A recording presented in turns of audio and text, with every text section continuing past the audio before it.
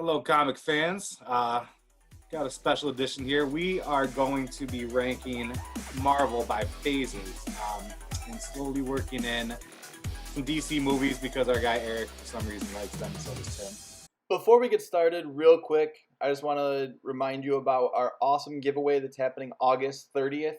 All you have to do is subscribe to us on YouTube, follow us on Instagram, and follow us on Twitter, and that will get you 3 entries into a mystery box of comics, pops, and merchandise worth over $100. I hope you enjoy. And it's going to be a cool sort of ranking system, ratings.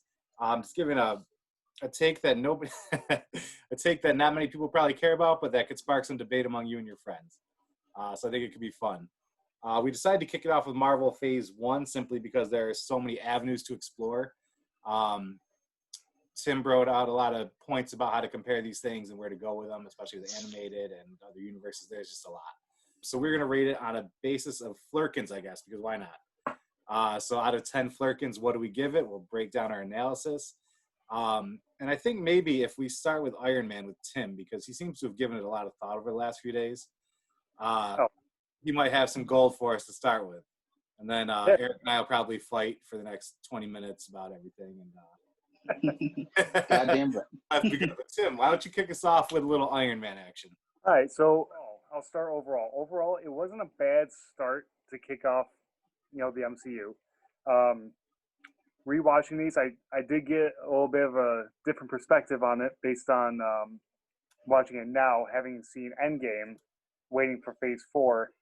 But I find myself going back to Iron Man quite a bit because it's such a, like, I guess you could say, historical and culture-changing movie because you got a character that has never been popular in any capacity in Iron Man, and I mean, props to Jon Favreau, but more so to the casting department who actually got Robert Downey Jr. because it's pretty much all on his shoulders. Such a great origin story, I think. How many flirkins would you give it? Overall, I'd have to give it, if we're going based solely, if 5 flirkins is I like it, like pretty average, I'd have to give it a solid 8 out of 10 flirkins. Wow. Yeah, the performance by Jeff Bridges as Obadiah Stane was just phenomenal.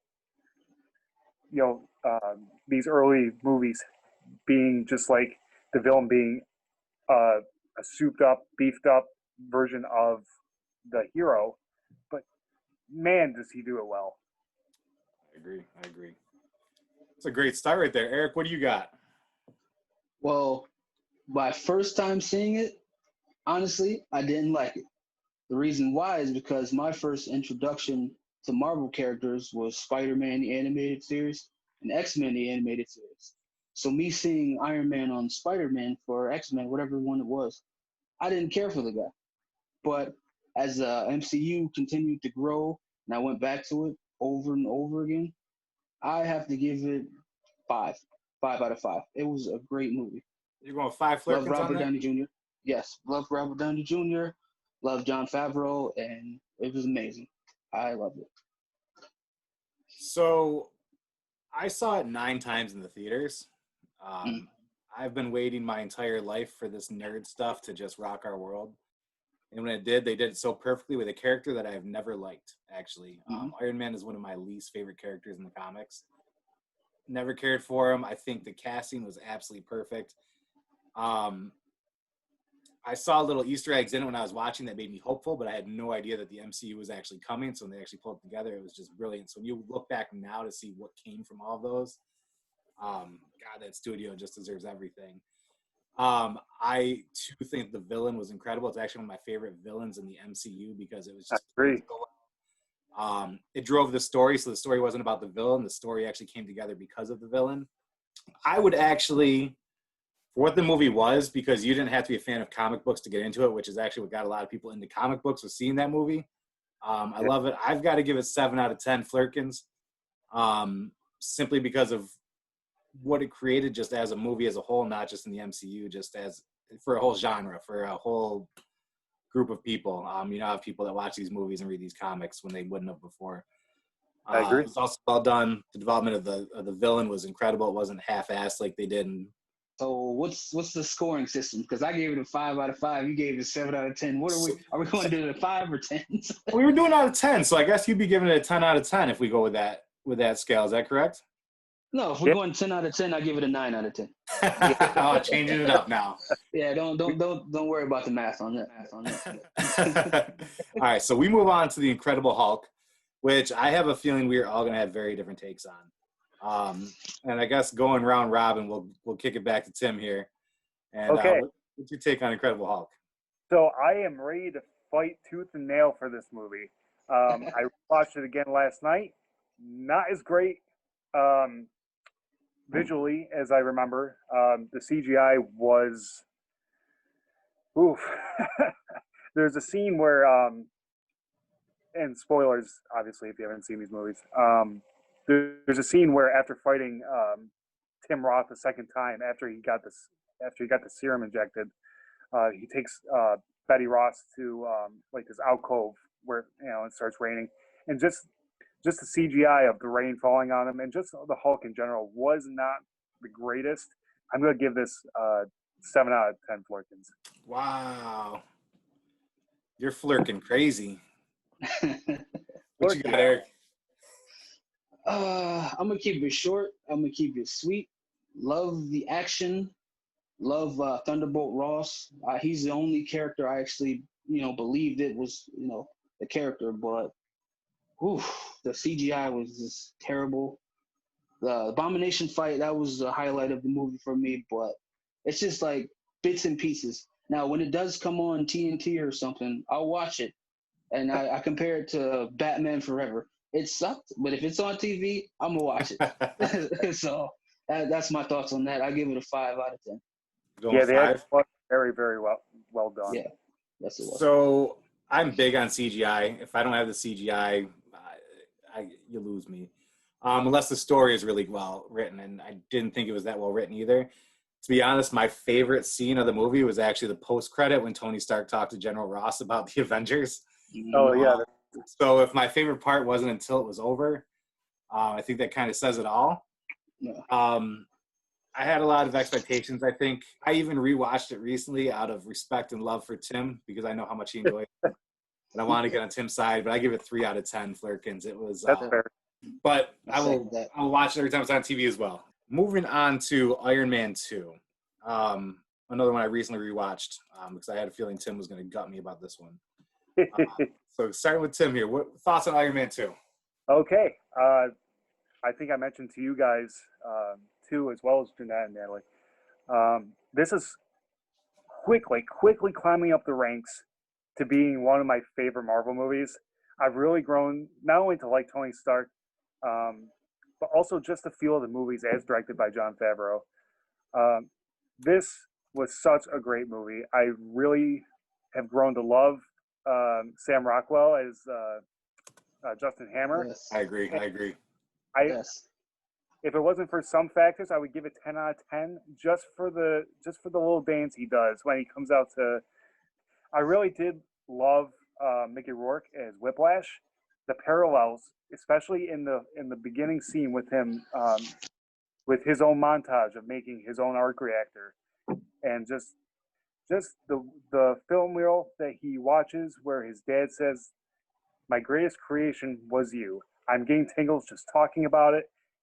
That's the kind of stuff that I love to see in not necessarily in the first movie, but just somewhere down the line. Just those heartfelt moments that connects, that just brings together the character, and it was just great.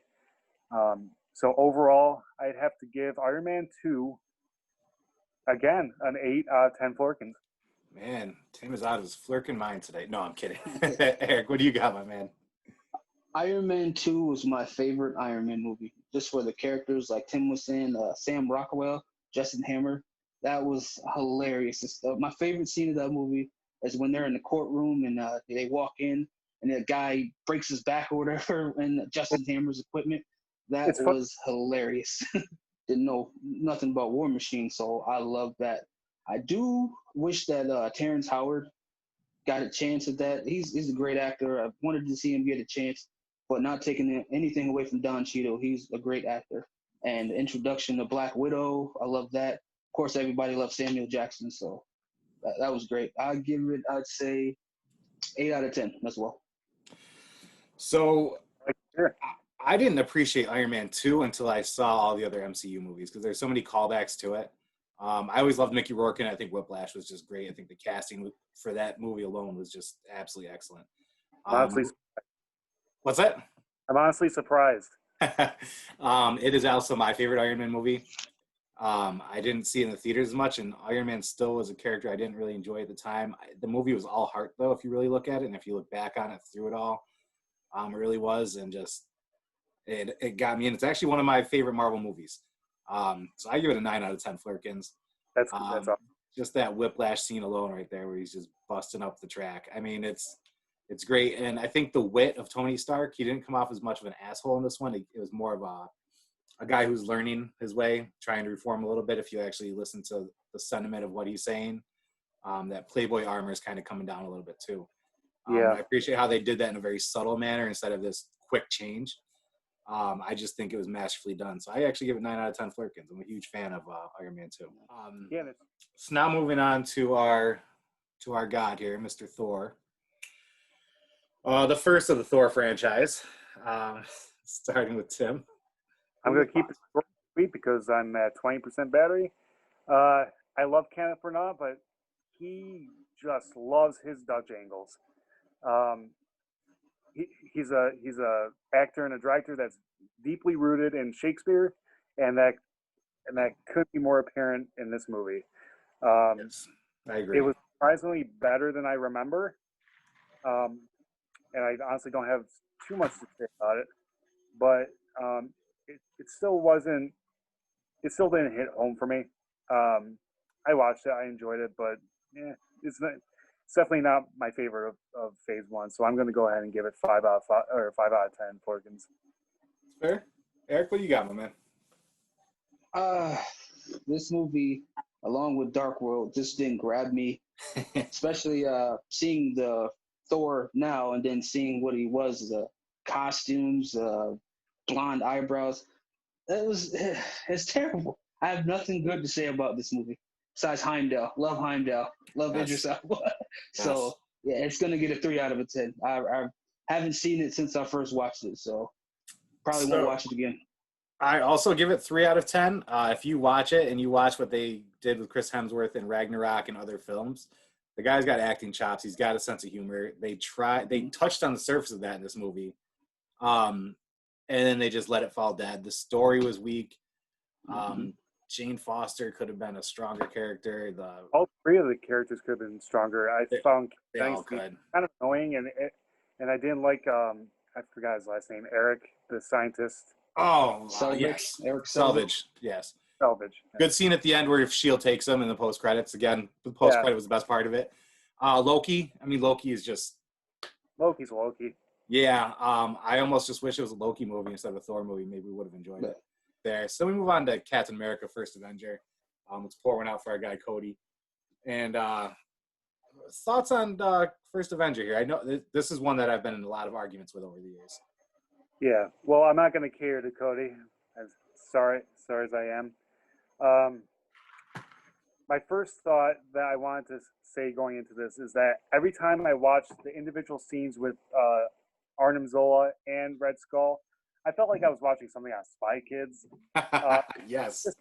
It just seemed too almost cartoonish.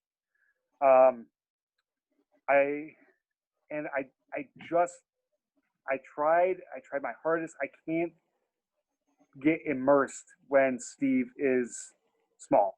Mm-hmm. I don't know if it's something to do with Chris Evans' voice, but something just isn't leading me to believe that, this is actually a small guy who's actually going through this procedure. I'm going to go ahead and give it 6 out of 10 Flurkins. All right. That's fair. Eric? This is my first introduction to Captain America, so I'm kind of biased because seeing Chris Evans is not another team movie. moving over to a superhero movie. I just fell in love with it automatically. So it's a great introduction. I love the acting in the movie. You know, I'm all about my villains, so I love Red Skull. What's that guy's name? Hugo Weaving. Yeah. He's an amazing actor. I wish he would have stayed in the later movies, but I'd give it 7 out of 10. Wow. So after Dark World, it's my least favorite movie. I actually fell asleep the first 3 times I tried to watch it. Oh, wow. It bores me to no end, to be honest. And as my favorite part was actually the Howling Commandos, which shouldn't be anybody's favorite part, but sure as hell is mine. I also appreciate them in the comics. I think Chris Evans is great in the role. The movie just didn't bring me in. There's so many better stories to do with these characters, to be honest. I felt like there are a lot of separate acts to it, and none of them matched, really, and it's just very disjointed to me as a movie and for what I want from my comic book movies. I actually give it 2.8 out of 10 Flurkins, I guess. That's low. That is Yeah, low. it is low. It's that and Dark World are my 2 least favorite Marvel movies. Well, luckily I got a question about the Howling Commandos. Yeah. The guy that was in there, now he's the same actor that was in Homecoming. Is that his ancestor, or he's just doing another gig? That's his grandfather. Yeah. Okay. Because I knew I recognized that guy before. Yes. So Nice little callback to it. that's cool. Yeah, that's a nice callback. So then we get to the Avengers, which changed everything and kind of turned the whole comic book movie world upside down. Tim? I was actually about 3/4 of the way through it when we decided to jump on, and there's no denying that, again, just like Iron Man, the world had never seen a movie like this before, bringing together the childhoods and the imaginations of like millions of kids. And when I watched it today, I found myself on my phone most of the time. The whole plot on the helicarrier, Loki, it was unnecessary. I felt like Captain America's uniform was kind of a downgrade from looking First Avenger. And other than that, I loved Tony Stark. I love Tony Stark in that movie. In the first Avengers, he had some great lines and some great dialogue with Loki and the other Avengers. But overall, far from my favorite one. So I'm going to go ahead and give it 5 out of 5 Flurkins. You 5 out of 10? Yeah, 5 out of 10. Don't have these? All right. Eric, what you got, my man? I got the big one, 10 out of 10. I knew you'd come with a hot take like that. This is Saturday morning, dump out the toy bin. You got freaking Iron Man over here. Got your friends over. This is just amazing. It like Tim was saying, you've never seen anything like this before. So the acting, the characters, this is the movie that made me invest in the MCU, and it made me invest in Marvel and learning about all these people. So yes, I definitely give it a 10 out of 10. Wow. And my favorite character in the movie is Iron Man. His little quips and banters back and forth. It's amazing. It's definitely a 10 out of 10 for me. So I'm not that high on it, but I love your excitement about it. That makes me excited. Yes. What I will say is after two attempts and now the third, they got Hulk kind of right. The Hulk and Loki stuff in the movie is great. I feel like they kind of wasted every other character that they had in the movie. I don't think fair time was given to the ones they needed. It's more of, they had a lot of sideshows as opposed to the uniqueness to each character, I think. CGI was starting to come together for a lot of it. When I first saw it, it was 20 out of 10 for me. I mean, that just blew my mind. Get everybody together when it came out on Blu-ray. Let's all watch this. Oh my God, it's a masterpiece. And then the second more Marvel movies came out, I'm like, wow, the movie's kind of trash. And what was once a masterpiece to me that nobody could talk anything about, I started analyzing more than anything else. I think they finally got to get Thor a little bit right. It wasn't until Taika really took over that Thor became what Thor should be. Story-wise, it was all over the damn place if you really watch it. Yeah.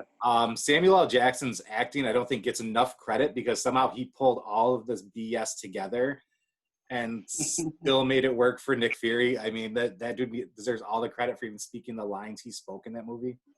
I give it 5 out of 10. That might be harsh, but mainly just because at the time it came out, it was probably 20 out of 10 for me. And then I've watched that more than any of the other ones besides Black Panther. So probably about 75 times I've watched it. And this has been a very nice spirited talk. And to be honest, I'm looking forward to phase 2. I'm going to start rewatching it tonight. Hey. I'm not talking about Thor: The Dark World. I mean, we can acknowledge that it existed and move on. But I think it's going to be a fun series that we've got going. Maybe we'll do one a week and then loop around to the early Tim Burton Batmans, and we'll get some Spider-Mans in there and kind of build the whole comic book chasm as we go. But we need to get now you're speaking my language. And yes, I did say DC in my own house, so I now need to buy a new house and burn this one down. So awesome talk, guys. I look forward to the next one. Keep it casual, and yeah, so we meet again.